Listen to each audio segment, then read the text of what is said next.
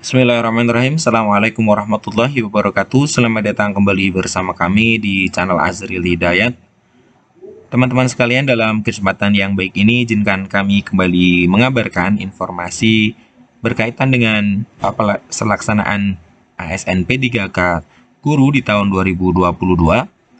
Jadi teman-teman silahkan simak video ini hingga akhir. Dalam video ini kami kabarkan beberapa hal terkait dengan pelaksanaan P3K ini. Mulai dari pernyataan resmi BKN, kemudian kabar terbaru dari BKN mengenai tenaga honorer, kemudian dari pemerintah daerah yang mulai menyoroti pengadaan P3K tahun 2022 ini dan mempersiapkan kebijakan yang solutif dari penyelesaian tenaga honorer.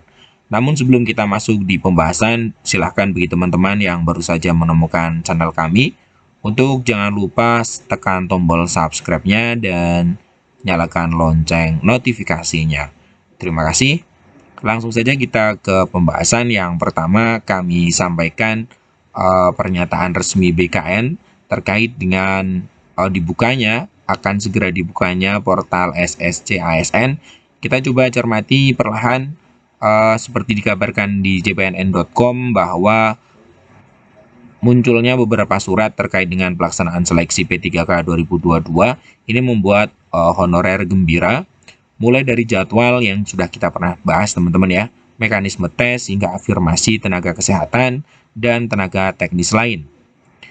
Nah, Kemendikbudristek juga sudah mengeluarkan jadwal seleksi tanggal 25 Oktober ini menjadi waktu pengumuman dan pendaftaran dan juga penempatan bagi guru yang sudah lolos passing grade.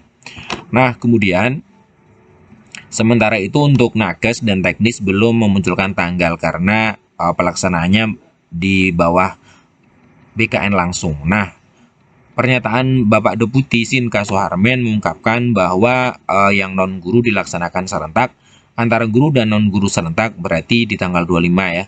Namun tahun ini seleksinya fokus pada formasi guru dan tenaga kesehatan. Jadi nanti seleksinya fokus di tenaga kesehatan dan tenaga guru. Pendaftarannya serentak tahun ini, tapi tesnya hanya guru dan nakes. Di luar itu tesnya di tahun depan. Artinya guru dan nakes tesnya di tahun ini, kemudian teknis di tahun depan. Dia mengakui sejumlah regulasi terkait P3K 22 sudah terbit, namun ada hal teknis yang masih menjadi kendala. Jadi ternyata di kalangan BKN juga masih ada kendala terkait dengan teknis pelaksanaan P3K ini. Nah, sebagai contohnya adalah formasi nakes sudah terbit Kepmenpan nomor 968. Namun, Kemenkes baru mengusulkan lagi data nakes yang bekerja di Kementerian Pertahanan atau Kemenhan. Jadi belum selesai ya, tapi sudah muncul keputusan Menpannya seperti itu. Nah, Deputi Suharmen sempat memprotes ke Kemenkes kalau ditambah-tambah terus sampai last minute, artinya kapan SSC ASN akan dibuka. Ditanya apakah kemungkinan pendaftaran dimulai 25, tim lain yang dikeluarkan Kemendikbudristek, jawaban Deputi bikin kaget. Jadwal tersebut baru ancar-ancar yang belum keputusan final, bisa saja tepat 25 kalau API servis dari Kemendikbudristek ke BKN sudah selesai, begitu juga Kemenkes ke BKN. Nah, ini menurut kami pernyataan-pernyataan yang seperti ini yang tentunya membuat guru honorer tuh justru kebingungan ya. Setelah sudah dirilis, kemudian nanti akan direvisi dan seterusnya, ini membuat tentunya guru honorer merasa seperti dipermainkan ya. Bukan hanya itu, pengisian formasi oleh instansi pusat di SSCASN juga harus selesai. Proses input formasi oleh instansi ke SSCASN, lanjut Deputi Suharmen, saat ini berlangsung. Jadi sedang berlangsung dari input formasi instansi pusat ke SSCASN. Nah, jadi ini informasi terbarunya dari BKN terkait dengan pendaftaran P3K guru atau dibukanya portal SSCASN sebagai langkah awal ya dari pelaksanaan seleksi di tahun 2022 ini. Nah, kalau daerah datanya tinggal diinjek ke SSC ASN, artinya sudah siap. Deputi Suharmen juga mengungkapkan progres API servis dari Kemendikbudristek ke BKN baru selesai pada tahap 1 dan belum ke tahap selanjutnya. Sebab skema setiap tahapan berbeda ya. Kita sudah tentu tahu untuk skema di setiap tahapan itu berbeda tergantung dari dia masuk di prioritas berapa. Oleh karena itu, Deputi Suharmen kepada para guru honorer bertanya soal skema ke BKN kurang tepat. Pertanyaannya harusnya disampaikan ke Kemendikbudristek. Ya, inilah adanya seperti ini ya teman-teman sekalian, bahwa jadwal sudah dirilis oleh Kemendikbudristek namun oleh BKN dikatakan itu belum tentu bisa saja sesuai dengan itu real time, tapi kata BKN juga bisa saja mundur tergantung dari API yang disampaikan ya, yang disiapkan oleh Kemendikbudristek sehingga bisa disinkronisasi dengan BKN. Nah, ini informasi yang pertama.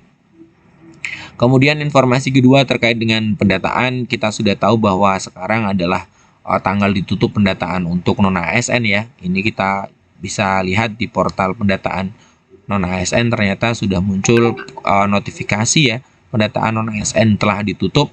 Artinya bagi teman-teman yang belum sempat melakukan pendataan, sayang sekali karena memang seharusnya sudah selesai dan setelah ini nanti bakalan difinalisasi, dan tentunya data yang akan muncul nantinya adalah data yang sudah fix ya, yang sudah menjadi database BKN yang akan diselesaikan seperti itu. Nah, kemudian informasi berikutnya ini ada beberapa pemerintah daerah, 9 wali kota. 9 wali kota di mana menyoroti tentang P3K ini, di mana 9 wali kota tersebut menentukan sikap soal penghapusan honorer. Ketika gagal seperti itu kemudian bagaimana? Nah, di sini di Palangkaraya 9 wali kota tentukan sikap soal penghapusan honorer yang gagal P3K. Rapat ini dilakukan oleh APEKSI, yaitu Asosiasi Pemerintah Kota Seluruh Indonesia Regional Kalimantan, yang membahas kebijakan pemerintah tentang penghapusan honorer di tanggal 28 November 2023. Terkait kebijakan tersebut, dalam rapat tersebut yang berlangsung antara 18 sampai 21 Oktober, juga membahas soal pengangkatan honorer menjadi pegawai pemerintah dengan perjanjian kerja. Ini yang menjadi agenda utama.